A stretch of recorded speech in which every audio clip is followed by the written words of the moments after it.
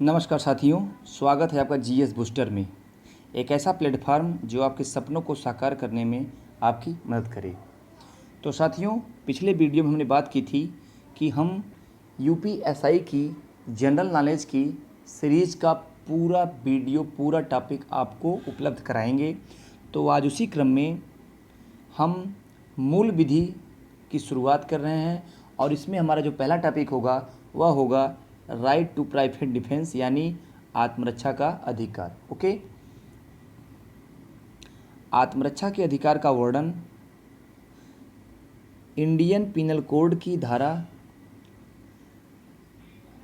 अध्याय 4 में, okay, Indian penal code 1860 के अध्याय 4 में इसका वर्णन है।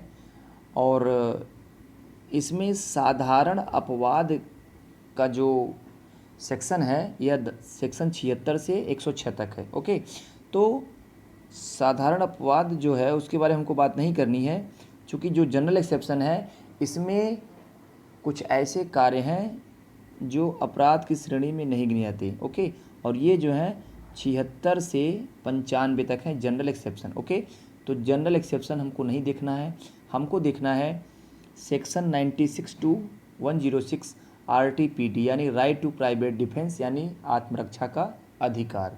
ओके, तो चलिए आइए देखते हैं आत्मरक्षा का अधिकार। अब इसमें जो पहला सेक्शन है वो है सेक्शन 96। ओके, सेक्शन 96 ये कहता है कि nothing is an offence which is done the exercise of the right of private defence. Okay, section 96 ये कहता है कि कोई भी कार्य या बात अपराध नहीं है जो प्राइवेट प्रतिरक्षा के अधिकार में प्रयोग की जाती है। यानी यह आपके आत्मरक्षा के अधिकार को परिभाषित करता है और ये बताता है कि ऐसा कोई भी कार्य अपराध की श्रेणी में नहीं आता जो आप अपनी आत्मरक्षा में करते हैं। ठीक है, तो चलिए आगे बढ़ते हैं। सेक्शन 96 से आपकी शुरुआत होती है। देखते हैं सेक्शन 96 क्या कहता है।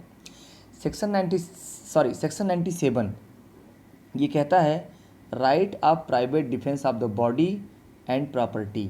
मतलब सेक्शन जो 97 है वह कहता है कि आपके शरीर और आपकी संपत्ति के प्राइवेट प्रतिरक्षा का अधिकार देता है। माने आप अपने शरीर और संपत्ति और यहाँ तक कि दूसरे की शरीर और संपत्ति की रक्षा करने के लिए भी आपके पास प्राइवेट प्रतिरक्षा का अधिकार है और इसके लिए किए गए कार्य अपराध की श्रेणी में नहीं आते। ठीक है, तो याद रखिएगा सेक्शन 97 क्या कहता है, शरीर और संपत्ति की व्यक्तिगत प्रतिरक्षा का अधिकार। ठीक है, चलिए अब आगे बढ़ते हैं सेक्शन 98 में। सेक्शन 98 क्या कहता है, आइए देख लेते हैं। सेक्शन 98 ये कहता है कि right of private defence against the act of person of unsound mind. मतलब अनसाउंड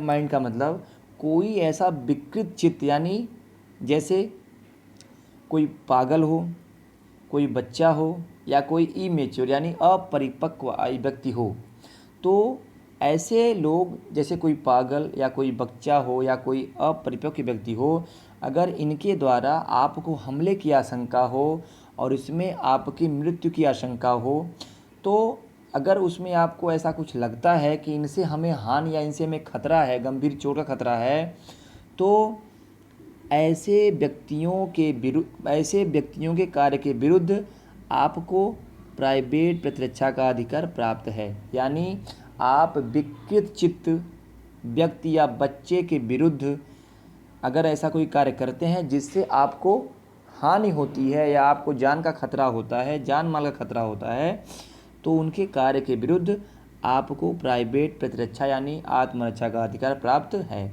ठीक है, चलिए अब आगे बढ़ते हैं। ओके, तो चलिए अब देखते हैं सेक्शन 99। एक बार फिर से रिवीजन कर लेते हैं। सेक्शन 96 कहता है कोई भी कार्य अपराध नहीं है जो आपके आत्मरक्षा के अधिकार में प्रयोग की जाती है। माने आत्मरक्षा के अधिकार के लिए किया गया कोई भी कार्य अपराध की श्रेणी में नहीं आता। सेक्शन 97 क्या करता है? सेक्शन 97 आपको आपकी शरीर और संपत्ति के सुरक्षा का अधिकार देता है। सेक्शन 98 क्या कहता है? सेक्शन 98 कहता है कि किसी विकृत चित्र, पागल, दिवालिया, अगर ऐसा कोई बच्चा हो, कोई अपरिपक्व व्यक्ति हो, अगर उनसे या उनके कार्य से अगर आपको कोई हानि या आपको कोई नुकसान पहुंचता है तो उनके विरुद्ध आपको आत्मरक्षा का अधिकार है। ठीक है, चलिए अब देखते हैं सेक्शन 99। आइए, सेक्शन 99 कहता है act against which there is no right of private defence. ऐसे कार्य जिनके विरुद्ध प्राइवेट प्रतिरक्षा का अधिकार नहीं है। जैसे कुछ ऐसे कार्य हैं जिनमें आपको आत्मरक्षा का अधिकार नहीं है। जैसे आइए इसको देख लेते हैं। जैसे देखिए, यदि आपके पास पर्याप्त समय हो, जैसे आपके पास पर्याप्त समय हो अपने बचाव के लिए, अपने नुकसान को टालने के लिए या अपनी जान को बचाने के लिए, तो आपके पास आत्मरक्षा का अधिकार नहीं है। यानी आप उसमें अपने आत्मरक्षा के अधिकार का संरक्षण नहीं कर सकते हैं। छोटी मोटी हानि होना, अगर आपको जैसे किसी के द्वारा छोटी मोटी मारपीट, जैसे झापड़, एक आध दो झापड़ लग जाना या हल्की फुल्की चोट लग जाना, तो इसमें भी आपको आत्मरक्षा का अधिकार नहीं मिलता है। तीसरा, यदि कोई लोक सेवक यानी पब्लिक सर्विस, जो पब्लिक सर्वेंट है, यदि वह कोई सख्ती का कार्य करता है, जैसे कैसे करता है? जैसे वह सद्भावना पूर्ण हो, जैसे यदि वह अपने ड्यूटी के लिए, अपने कर्तव्य के लिए कोई कार्य करता है, आपसे सख्ती करता है, तो वहाँ भी आपके आत्मरक्षा का अधिकार क्या होता है? समाप्त जाता है। यदि कोई लोक सेवक या पब्लिक सर्वेंट जैसे कोई भी अधिकारी हो, अगर वो अपनी ड्यूटी के लिए और अपने कर्तव्यों के लिए सद्भावनापूर्ण तरीके से आपके ऊपर अगर सख्ती करता है, तो उसके ऊपर भी आपके आत्मरक्षा का अधिकार लागू नहीं होता। जैसे यदि कोई लोक सेवक, जैसे सपोज मान लीजिए कोई एसडीएम हुआ या कोई पुलिस इंस्पेक्टर हुआ, दरोगा हुआ, यदि वह आपको आपके किसी कार्य के लिए अगर पकड़ने आया है या बंद करने आया है, तो आप उसको हानि नहीं पहुंचा सकते या अपनी आत्मरक्षा में उसको आप कोई भी हानि नहीं पहुंचा सकते। ठीक है, चलिए, तो सेक्शन 99 क्या कहता है? यदि आपके पास पर्याप्त समय हो तब आपके पास आत्मरक्षा का अधिकार नहीं होता। छोटी मोटी या हल्की फुल्की या जैसे स्लाइटली हर्ट हो, जैसे छोटा मोटा चोट लग जाना, उसमें आपका आत्मरक्षा का अधिकार नहीं, आपके पास नहीं होता। या किसी लोक सेवक या पब्लिक सर्वेंट द्वारा किए गए कार्य जो कि सद्भावनापूर्ण हो, उसकी ड्यूटी के लिए हो, तो उसमें की गई सख्ती के विरुद्ध भी आपके पास आत्मरक्षा का अधिकार नहीं होता। चलिए अब देखते हैं सेक्शन 100। ठीक है, सेक्शन 100 कहता है when the right of private defence of the body extend to causing death. यह कह रहा है शरीर की व्यक्तिगत प्रतिरक्षा के अधिकार का विस्तार मृत्यु कारित करने कब होता है। मतलब आप किसी भी व्यक्ति को जो आपके ऊपर हमला कर रहा हो या आपको ऐसा लग रहा हो कि यह मेरे लिए खतरा बन रहा हो, तो आप किस स्थिति में या कब तक उसको मृत्यु या उसकी मृत्यु आप या उसको मार सकते हैं। तो आइए देख लेते हैं इसको भी कि किस स्थिति में किसी व्यक्ति की आप मृत्यु कारित कर सकते हैं। ओके, चलिए आइए देखते हैं इसको। अब इसमें हम देख लेते हैं जो पहला है, जैसे किसी व्यक्ति से आपको मृत्यु की आशंका हो कि यह व्यक्ति मुझे मारने वाला है, और यह जो मृत्यु होती है, ये जो डेथ का सेक्शन है, तो इसमें आप इसको जो है, यह जो दिया गया है, यह आईपीसी के सेक्शन 300 में दिया गया मृत्यु। ओके, जो डेथ वाली पॉसिबिलिटी है वह आईपीसी के सेक्शन 300 में दिया गया है। ठीक, चलिए, तो अगर किसी से आपको मृत्यु की आशंका होती है तो आप उसकी मृत्यु कारित कर सकते हैं। ठीक है, गंभीर चोट, यदि किसी से आपको ऐसी चोट की आशंका हो जिससे आपकी मृत्यु हो सकती है, तो आप उसकी मृत्यु कारित कर सकते हैं। ठीक है, और यह जो गंभीर चोट का मामला है, यह आईपीसी के सेक्शन 320 में दिया गया है। अगर आपको जैसे कोई महिला है, उसको किसी से, जैसे उसको लग रहा है कि फला व्यक्ति मेरा बलात्कार कर सकता है या फला व्यक्ति मुझे हरासमेंट कर सकता है, बलात्कार मतलब मेरा यौन उत्पीड़न कर सकता है, तो बलात्कार की आशंका जो कि आईपीसी के सेक्शन 375 में है, तो इस स्थिति में भी आप उस व्यक्ति की मृत्यु कारित कर सकते हैं। ओके। अप्राकृतिक यौन जो कि आईपीसी के सेक्शन 377 में है, अब कोई व्यक्ति आपको अप्राकृतिक यौन के लिए या उसके उद्देश्य से आप पर हमला करता है तो भी आप उसकी मृत्यु कारित कर सकते हैं। अपहरण या व्यपहरण माने किडनैपिंग और एब्डक्शन, अगर कोई व्यक्ति आपका अपहरण करने वाला है, अगर उसको आपको लग रहा है कि यह व्यक्ति मेरा अपहरण करेगा, तो आप उसको अपहरण करने तक तो वेट करेंगे नहीं, तो आप उसकी मृत्यु कारित कर सकते हैं। सदोष परिरोध जिसका वर्णन 340 आईपीसी के सेक्शन 340 में दिया गया है। सदोष परिरोध क्या है, पहले इसको देख लेते हैं। सदोष परिरोध वह अवस्था है जिसमें कोई व्यक्ति आपको किसी सीमा से बाहर जाने पर रोकता है, यानी आपकी स्वतंत्रता को बिल्कुल पूरी तरह से बाधित करता है। ठीक है। और इसकी सज़ा का जो विचार दिया गया, जो इसकी सज़ा का परिप्रेक्ष्य दिया गया है, तो यह 342 में दिया गया है।